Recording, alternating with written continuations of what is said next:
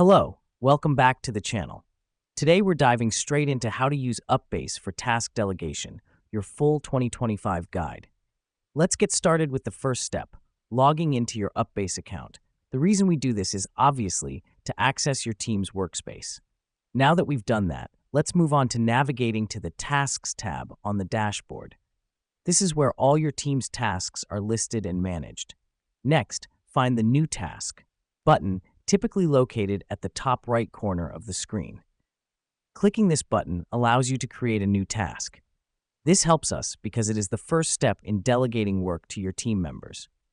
Once you've clicked the New Task button, a window will pop up. Here, you'll need to fill in the task details. It's essential to be as specific as possible. Let me explain why this matters. The more detailed the task, the more effectively your team members can execute it. Now, the final step. Assign the task to a team member. Here's what's happening behind the scenes. When you assign a task, UPBASE sends a notification to the assignee, letting them know they have a new task. Now that we've gone through the steps, let's quickly recap. We logged into UPBASE, navigated to the Tasks tab, created a new task, filled in the details, and assigned it to a team member. And that's it. That's how you delegate tasks using UPBASE. Thanks for joining us, and until next time, keep your tasks organized and your team productive.